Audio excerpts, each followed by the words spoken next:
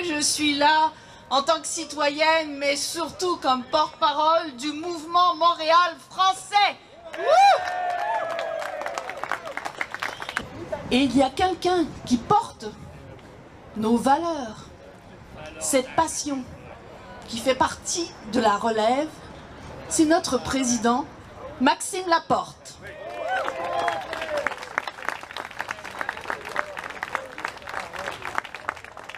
Bonjour les patriotes, ça va bien? Merci d'avoir répondu en si grand nombre à l'invitation de notre Société Saint-Jean-Baptiste de Montréal, fondée en 1834, et qui s'est toujours tenue debout et qui s'est toujours battue pour la pérennité du français, pour faire du Québec un Québec français, mais véritablement français. Il y a 40 ans, jour pour jour, le peuple québécois s'est donné une vraie victoire. Pour la première fois de notre histoire, nous réussissions à vaincre nos vieux démons intérieurs, vous savez, et à agir en maître de notre destinée, en maître chez nous. Mais malgré tous les effets bénéfiques de la loi 101 pour le passé, le diagnostic pour l'avenir n'est pas reluisant, mes amis. Pendant que les francophones continuent à disparaître au Canada anglais, d'ici moins de 4 décennies, l'île de Montréal, si rien n'est fait, ne comptera plus que 43% de francophones de langue d'usage. Déjà, on est en voie de tomber, malheureusement, sous la barre des 50%. Quand je parle des francophones de langue d'usage, ça inclut des gens de toutes les origines, bien sûr, et de toutes les langues maternelles.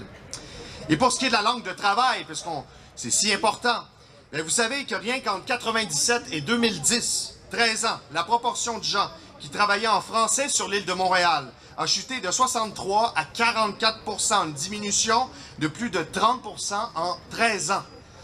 Et pendant ce temps, bien sûr, par la force des choses, l'anglais continue d'exercer sa puissante force d'attraction auprès de ceux-là même que nous souhaitons intégrer, que nous souhaitons inclure.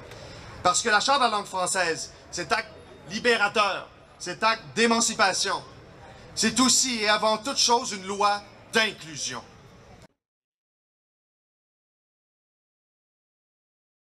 Les courbettes législatives vis-à-vis du Canada et de ses tribunaux, qui depuis 40 ans massacrent à la tronçonneuse la loi 101, tout ça ne nous a jamais menés nulle part. À moins de se résigner à laisser le Québec français se marginaliser et se folkloriser inexorablement, il incombe à nos dirigeants de recourir sans attendre à tous les leviers utiles de notre État, l'État québécois, pour parachever enfin la reconfiguration du Québec, entamée par Camille Lorrain, qui est juste ici, derrière moi. Grand héros de notre histoire, n'est-ce pas? Je pense qu'on peut y rendre hommage.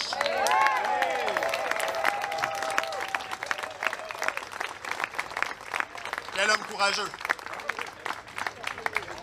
Mais, vous savez, on sent même pas que notre propre gouvernement a des objectifs en ce sens. On est loin de Camille Lorrain, justement. Et pourtant, comme disait Sun Tzu, qui n'a pas d'objectif ne risque pas de les atteindre. Mais il faudra bien comprendre qu'il n'est pas nécessaire, il faut le redire ça, pour apprendre l'anglais, d'angliciser toute une nation. Et vive le Québec français, et vive le Québec libre. Merci. La communauté anglophone du Québec est peut-être la minorité la plus privilégiée au monde. Aujourd'hui, ils font partie de la minorité anglophone canadienne. Dans un Québec souverain, ils continueront à faire partie de la majorité anglophone de l'Amérique du Nord. Je dis aux anglophones que la loi 101 protège nos droits. Le 3e paragraphe du préambule dit « L'Assemblée nationale entend poursuivre cet objectif dans un esprit de justice et d'ouverture dans le respect des institutions de la communauté québécoise d'expression anglaise et celui des minorités ethniques dont elle reconnaît l'apport précieux au développement du Québec. » La loi 101 a certainement contribué à franciser beaucoup de nouveaux arrivants, mais il y a encore du travail à faire pour changer l'esprit des gens qui ont le réflexe de passer à l'anglais dès qu'ils entendent un accent. Le gouvernement a échoué. Il n'y a qu'à se promener ici dans les rues de Montréal et dans les environs pour voir que de nombreux commerçants et entreprises ont oublié que le français doit prédominer. N'oublions pas que la langue française est la seule langue officielle au Québec. Il ne suffit pas seulement de faire survivre notre langue, mais il faut la faire vivre également, la faire rayonner à travers le monde. Les Québécoises et les Québécois sont toujours présents pour une bonne cause. Cependant, le français n'est pas qu'une cause. Le français, c'est plus qu'une cause. C'est notre identité, notre particularité, c'est ce qui constitue qui nous sommes. En 1977, Camille Lorrain, sous le gouvernement péquiste de René Lévesque, qui a rédigé cette loi, qui est devenue un outil indispensable pour la défense du français, de la loi 101. La loi 101 a subi de nombreux amendements malgré tout. En fait, il y en a eu des centaines. Cette loi a malheureusement été charcutée, mais pour l'avenir, il faut la revisiter et la renforcer.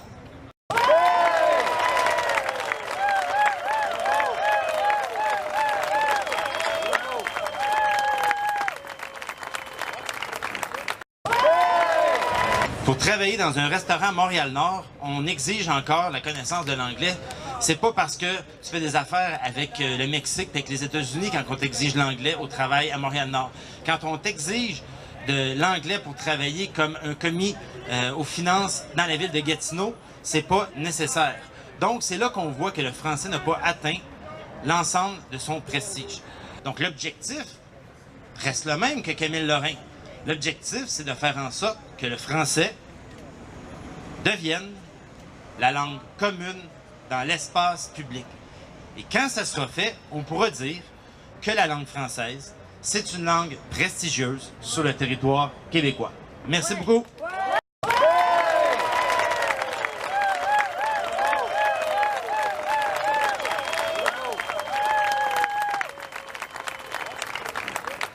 N'êtes-vous pas tanné du mensonge canadien qui encourage la capitale fédérale du Canada, la ville d'Ottawa, à rejeter le Québec, la francophonie, en ne reconnaissant toujours pas un statut officiel à la langue française et aux francophones?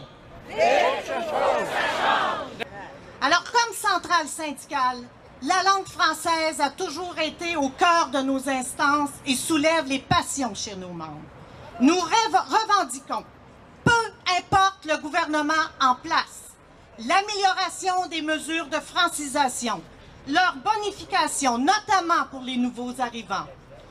Que le gouvernement, quel qu'il soit, accorde la priorité à l'application et au renforcement de la loi 101 concernant la langue du travail et la langue commune.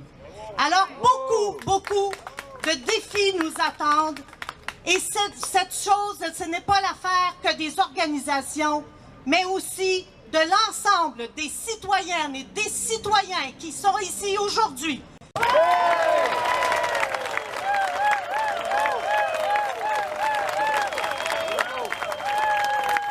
Chez nous, le gouvernement du Québec a aussi bien sûr un rôle de premier plan à jouer pour assurer la vitalité de notre langue officielle. Après tout, on est la seule société francophone en Amérique du Nord. Oui, on est une société distincte et le gouvernement du Québec se doit de jouer un rôle de premier plan, d'être le fer de lance de cette société-là et du français au Québec et pour l'avenir du Québec également. Nous avons tous un accent et l'accent, c'est une richesse culturelle.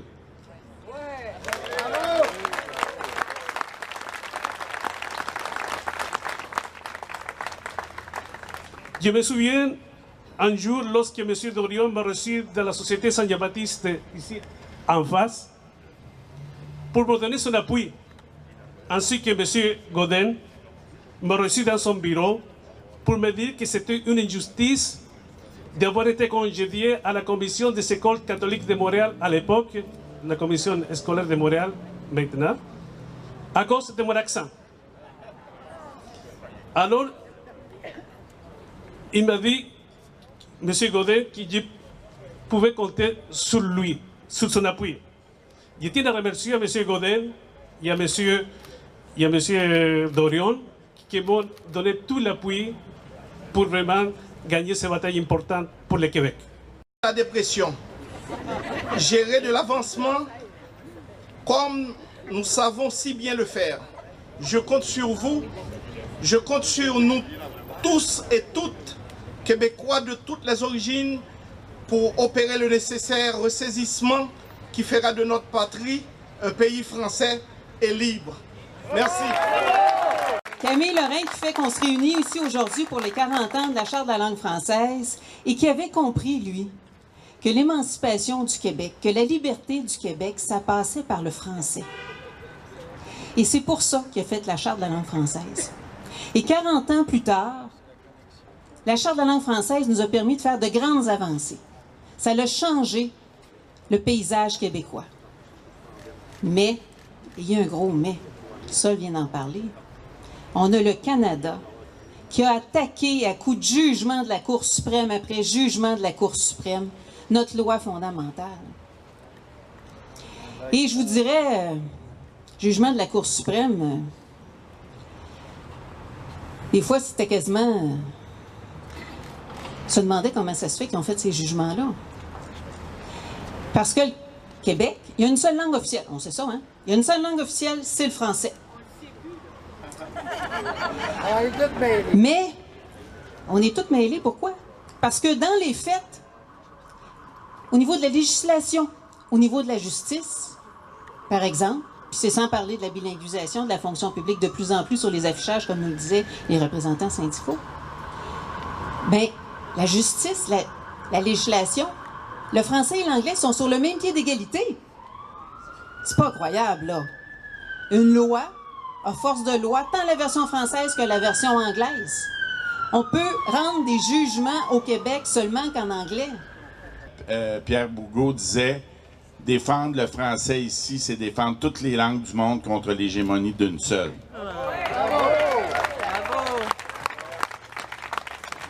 Le français, c'est ce qui nous unit, ce qui nous rassemble, ce qui nous permet d'inclure tous les citoyens de toutes les origines. C'est l'essence même de ce qu'on est comme peuple et il faut se battre pour le faire. Alain Stanquet, le père de Sophie Stanquet, disait « Se battre pour une cause juste, c'est déjà une victoire. » Alors, je vous invite à des victoires à chaque jour. Il faudra bâtir une majorité, un rapport de force favorable qui va venir du mouvement populaire, mais qui va venir aussi du travail qu'on va faire au sein de tous ceux qu'on veut attirer. Il faut que le français soit attirant. Il faut que nous, qui le parlons, qui le rendons vivant, on soit capable de faire en sorte que ceux qui ne le maîtrisent pas, ceux qui, pour différentes raisons, vivent parmi nous et ne le maîtrisent pas encore, se sentent attirés. Le Parti libéral du Québec était contre jusqu'au point de l'hystérie. Un certain nombre d'entre eux ont signé une grande pétition avec des gens d'affaires disant que si cette loi était adoptée, nous serions des analphabètes fonctionnels. Le quotidien Le Devoir était contre. Le Devoir, le principal véhicule de promotion du français, son éditorialiste en chef, M. Claude Ryan, était opposé à la loi 101. Et lorsqu'on a entendu Jean Chrétien et Stéphane Dion un jour dire que c'était une grande loi canadienne, certains d'entre nous avons eu un choc synaptique. Parce que c'est pas ce qu'ils disaient à l'époque. Et lorsqu'on se rend compte qu'aujourd'hui on discute, il y a des documentaires sur comment les enfants de la loi 101, de toutes les origines, de toutes les couleurs, de toutes les religions, discutent ensemble du niveau de leur québécitude. C'est un documentaire qui n'aurait pas pu avoir lieu en 77 parce qu'il n'aurait pas pu discuter en français la question de savoir s'ils sont assez québécois ou non, assez acceptés ou non. C'est un gain extraordinaire. À l'époque, 85% des jeunes immigrants allaient à l'école anglaise. Et ils y allaient parce que la richesse était anglaise, la réussite était anglaise. Puis de toute façon, à l'usine, on parlait anglais. Alors, c'était pas fou leur raisonnement.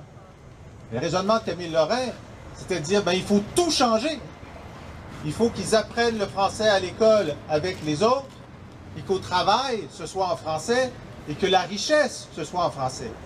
Et cette transformation-là, massive, de la réalité d'une nation en Amérique du Nord au 20e siècle, c'est probablement une des plus grandes révolutions sociologiques qu'on puisse observer.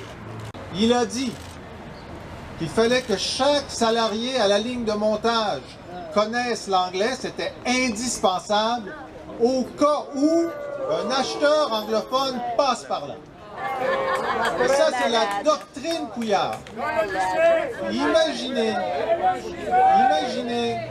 des Québécois qui écoutent, là. Ça, c'est une heure de grande écoute, un débat des chefs. Moi, je me prépare pour le prochain, j'espère qu'ils vont répéter ça.